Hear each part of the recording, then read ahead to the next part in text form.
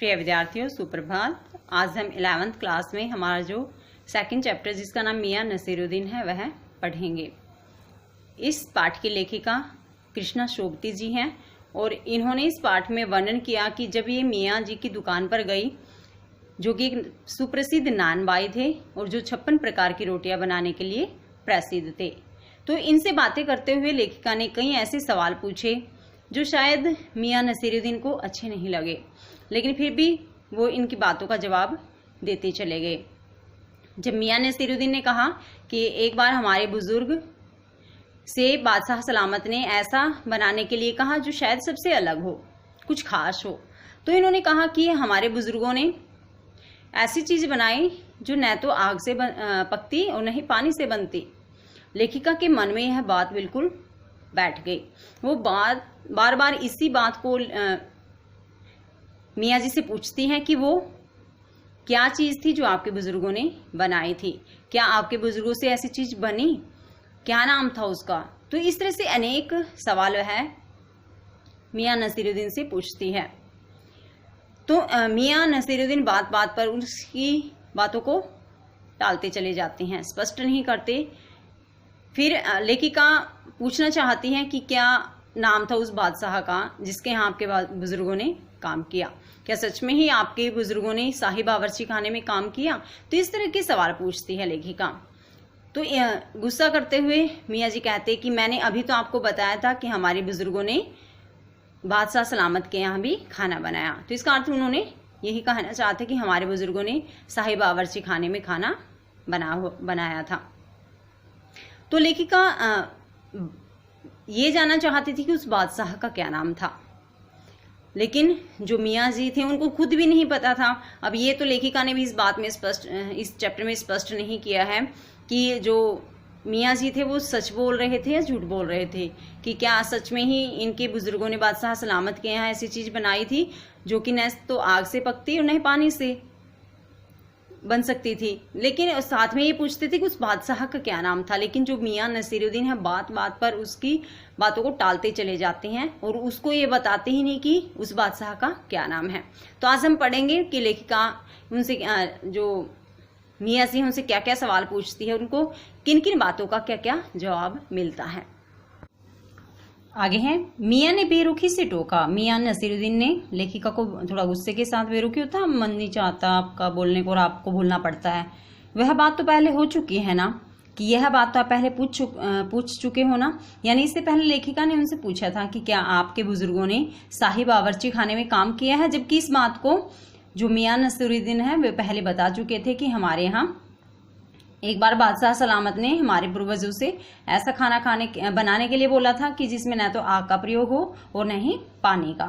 तो इस बात को वह लेखिका पहले स्पष्ट कर चुकी थी, लेकिन बार बार उसी बात को दोहराती हैं। वह उस बात की तह तक, यानी क्या वास्तव में ऐसा हुआ था कि इनके बुजुर्गों ने बिना आग और बिना पानी की कुछ बनाया था। तो इस बात को वह गहराई से जानना चाहती है।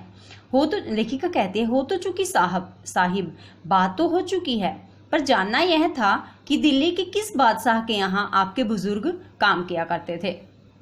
तो लेखिका यही पूछती है कि दिल्ली में किस बादशाह के यहाँ पर आपके बुजुर्ग काम करते थे। अजी साहिब, क्यों बाल की खाल निकालने पर तुले हैं। बाल की खाल निकालने का अर्थ है बात को बहुत ज्यादा गहराई से जानने की कोशिश करना। कह दिया ना कि बादशाह के यहाँ काम करते थे, सो क्या काफी नहीं। तो मियां जी कहते हैं कि मैंने जब आपको ये बता दिया कि हमारे बुजुर्ग बादशाह के यहाँ काम करते थे, तो क्या ये काफी नहीं है। हम खिसियानी हंसी हंसे। खिसियानी होता है मतलब दिखावे की हंसी, है तो काफी, पर जरा नाम लेते तो उसे वक्त से मिला लेते। तो लेखिका कहती है कि वैसे तो काफी है, लेकिन अगर आप उस बादशाह का नाम बताते तो मैं वक्त से मिला लेती। मतलब कौन सी सदी में आपके बुजुर्गों ने बादशाह सलामत के यहाँ ऐसा खाना बनाया था या उनके यहाँ काम किया था, वक्त से मिला लेते। खूब, पर किसे मिलाते जनाब आप वक्त से। तो मियां जी थोड़ा गुस्से से कहते हैं कि आप कह रहे हैं कि मैं वक्त से मिला लेती, तो आप किसको वक्त से मिलाते। मियां हंसे जैसे हमारी खिल्ली उड़ाते हों। तो इस तरह से हंसे वो जैसे वो लेखिका की खिल्ली यानी कि मजाक उड़ा रहे हों। वक्त से वक्त को किसी ने मिलाया है। आज तक। तो वे कहते हैं कि क्या आज तक किसी ने समय को समय से मिलाया है? खैर, पूछिए किसका नाम जानना चाहते हैं? दिल्ली के बादशाह का ही ना, उनका नाम कौन नहीं जानता, जहां अपना बादशाह सलामत ही ना। देखो, बात को फिर लेखिका गहराई से जानना तो चाहती थी, लेकिन मियाँ जी बात को बिल्कुल स्पष्ट नहीं कर रहे थे। तो ये लेखिका से कहते हैं, अच्छा आप ये जानना चाहते हो कि वो हमारे जो बुजुर्ग थे किस बादशाह के यहाँ काम करते थे? तो ठीक है, मैं उनका नाम बताता हूँ। तो उन्होंने नाम बताया जहांपना बादशाह सलामत। जबकि तीनों ही शब्द ऐसे हैं जो कि सिर्फ जो राजा महाराजा होते थे ना, उनको बोलना जाता था ऐसा, जहांपना या बादशाह या सलामत। तो लेखिका कहती है, कौन से बहादुर शाह जफर की? मियाँ ने खोजकर कहा। फिर अलट पलट के वही बात, लिख लीजिए बस यही नाम। आपको कौन बादशाह के नाम चिट्ठी रुका भेजना है? तो लेखिका फिर, जैसे अभी मैंने आपको बताया, ये तो सिर्फ वैसे सरनेम होते हैं इनके। तो इन्होंने पूछा कि कौन से बादशाह? बहादुर शाह जफर। तो मियाँ फिर थोड़ा सा गुस्सा करते हैं। उन्होंने फिर लेखिका से कहा, फिर तो आप तो फिर वही रुक रुक के वही बात कर रहे हो। लीजिए, यह है बस यही नाम है। आपको कौन बादशाह के नाम चिट्ठी रुका, चिट्ठी पत्र भेजना है कि आपको उस बादशाह का वास्तविक नाम ही जानना है। डाकखाने वालों के लिए सही नाम पता ही जरूरी है। तो वे कहते हैं कि अगर आपको चिट्ठी पत्र भेजना भी है तो जो डाकखाने में काम करने वाले लोग हैं उनके लिए सिर्फ नाम ही काफी होता है, पता, नाम और पता ही काफी होता है। हमें पीटर अपनी तरफ देखते पाए तो सिर हिला अपने कारीगर से बोले। तो लेखिका जैसे उनकी तरफ देख रही थी, तो मियाँ ने भी इनकी तरफ देखा, तो वे समझ गए कि ये तो शायद अब गुस्से में है।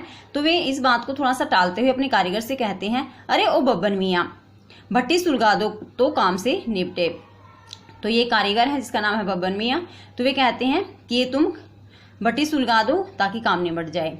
ये बब्बन मियाँ कौन है साहिब? फिर लेखिका इनको टोकती है कि साहिब ये बब्बन मियाँ कौन है? मियाँ ने रुखाई से जैसे फांकी काट दी हो, अपने कारीगर और कौन होंगे। तो जैसे फांक काटने का अर्थ है बहुत, जैसे सामने वाला ना आपसे कोई सवाल बार बार कर रहा है और आप बहुत तंग आ जाते हो सामने वाले से, और फिर आप उसकी बात का जवाब नहीं देना चाहते हो। उस वक्त आप इस तरह के ही जवाब देते हो, उसको बोला जाता है फांक काटना। अपने कारीगर, उसने कहा कि मेरे कारीगर हैं और कौन होंगे। मन में आया पूछ ले आपके बेटे बेटियां हैं। पर मियाँ नसीरुद्दीन के चेहरे पर किसी दबे हुए अंधड़ के आसार देख यह मजमून न छेड़ने का फैसला किया। तो लेखिका के मन में आया कि मैं अब ये पूछ लूं कि क्या आपके परिवार में आपके कितने बेटे हैं, कितनी बेटियां हैं। लेकिन मियाँ नसीरुद्दीन के चेहरे पर किसी दबे हुए अंदर यानी पिछली बातें जैसे लेखिका बार बार पूछ रही थी। तो लेखिका ने जब ये देख लिया कि ये तो शायद पिछली यादों में गुम हो चुके हैं, तो उन्होंने इस मजमून यानी इस विषय को छेड़ने का फैसला कर लिया। इतना ही नहीं, ये कारीगर लोग आपकी शागिर्दी करते हैं। तो लेखिका कहती है, इतना ही कहा लेखिका ने कि ये जो कारीगर है आपकी शागिर्दी, जैसे चैप्टर में मैंने स्टार्टिंग में मैंने आपको बताया शागिर्द होता है शिष्य, और शागिर्दी यानी कि क्या ये आपकी आज्ञा का पालन करते हैं। खाली शागिर्दी ही नहीं साहिब, गिन के मजूरी देता हूँ। तो वे अपनी बात को स्पष्ट कर रहे हैं कि मेरा कहना ही नहीं मानते, मतलब मेरे कहे अनुसार काम ही नहीं करते, बल्कि गिन के मजूरी देता हूँ, इनको तनख्वाह भी देता हूँ। 2 रुपये मन आटे की मजदूरी। तो 1 मन आटे की अगर ये रोटी बनाते हैं तो मैं इनको 2 रुपये देता हूँ। 4 रुपये मन मैदे की मजदूरी, और अगर ये 1 मन मैदे की रोटी बनाते हैं तो मैं इनको 4 रुपये देता हूँ। ज्यादातर भट्टी पर कौन सी रोटियां पका करती है? तो लेखिका पूछती है, आपके यहाँ ज्यादातर रोटियां कौन सी रोटी बनती है? जैसे अभी चैप्टर की स्टार्टिंग में हमने पढ़ा कि 56 तरह की रोटियां बनाते थे। तो इसी बात को स्पष्ट करने के लिए लेखिका इनसे पूछती है कि आपके यहाँ 56 तरह की रोटियों में सबसे ज्यादा रोटी कौन सी बनती है। मियाँ को अब तक इस मजमून में कोई दिलचस्पी बाकी नहीं रही थी, यानी अब मियाँ इनकी किसी भी बात का जवाब देना नहीं चाहते थे। फिर भी हमसे छुटकारा पाने को बोले, फिर भी लेखिका से छुटकारा पाने के लिए कहते हैं, बाकरबानी, शिरमाल, ताफ्तान, बेसनी, खमीरी, रुमाली, गाव, दीदा, गाजेबान, तुनकी, ये सभी ना रोटियों के नाम हैं। जैसे चैप्टर में स्टार्टिंग में आया था रुमाली, ठीक है, बेसनी जो शायद बेसन से बनी होती है। तो इस तरह से क्या है, इन्होंने कुछ एक रोटियों के नाम बताए। फिर तेवर चढ़ा हमें घूर कर कहा, तुनकी पापड़ से भी महीन होती है। यानी इन्होंने ये जो लास्ट में नाम लिखा तुनकी, इसका इस रोटी के बारे में बताते हुए कहा कि जो तुनकी रोटी होती है ना, वो पापड़, आपने देखे होंगे पापड़ बिल्कुल बारीक होते हैं, तो इन्होंने कहा कि ये तो उससे भी बारीक होती है, उससे भी पतली होती है। हाँ, किसी दिन खिलाएंगे आपको, अगर आप किसी और दिन आना, फिर मैं आपको ये रोटी खिलाऊंगा। एकाएक मियाँ की आंखों के आगे कुछ कौंध आया, एक लंबी सांस भरी और किसी गुमशुदा याद को ताजा करने को कहा। उतर गए वे जमाने। तो ये लेखिका से बात करते हुए बीच बीच में जो मियाँ नसीरुद्दीन है वे कहीं और खो जाते हैं, मतलब बीती हुई बातों को याद करते हैं। यहाँ भी इन्होंने ऐसा ही किया कि एक लंबी सांस भरी और किसी बीती हुई बात को याद करते हुए उन्होंने कहा, उतर गए वे जमाने चले गए। उतर गए यानी कि चले गए, यानी कि वह समय बीत गया। और गए वे कद्रदान, और वे कद्र करने वाले भी चले गए, जो खाने की कद्र करना जानते थे, जो कि खाना पकाने के और खाना खाते समय, जैसे हम कोई खाना पकाता है तो उसकी तारीफ करते हैं, फिर उसके हाथ के बने हुए खाने को हम खाते हैं तो उसकी तारीफ करते हैं।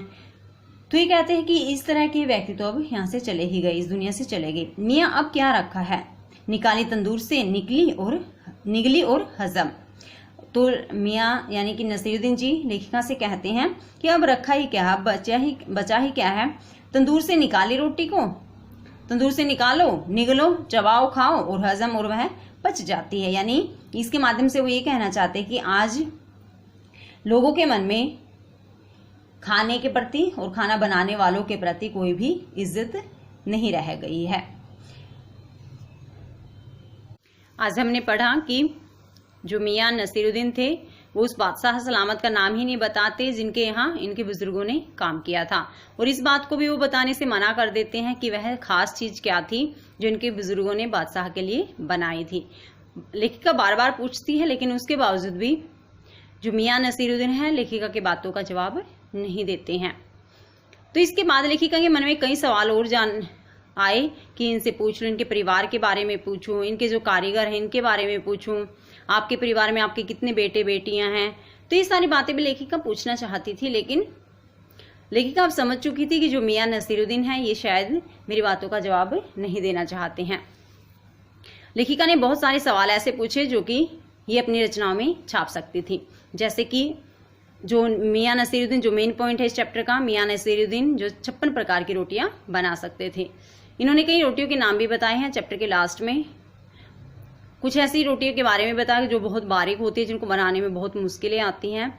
इसके साथ साथ लेखिका ने ये जानने का प्रयास किया कि आपने नानबाई बनने के लिए क्या क्या प्रयास किए, आपके जो वालिद थे, आपके जो पिताजी थे, क्या उन्होंने आपको कुछ शिक्षा दी थी कि इस काम को करते हुए क्या क्या हमें करना है। लेकिन इन सभी बातों का जवाब पाने के बाद लेखिका बार बार एक ही बात को कई बार दोहराती है, लेकिन फिर भी वह कोई जवाब नहीं प्राप्त कर पाती है। तो लास्ट तक लेखिका को कुछ बातों के जवाब मिले और कुछ के नहीं मिल पाए।